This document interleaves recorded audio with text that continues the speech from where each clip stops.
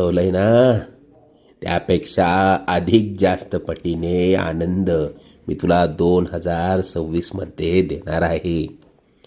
जे हरवलं, जे अडकलं, जे थांबलं, हे सर्व मी थोड्याच दिवसात 2026 मध्ये पूर्ण करणार आहे.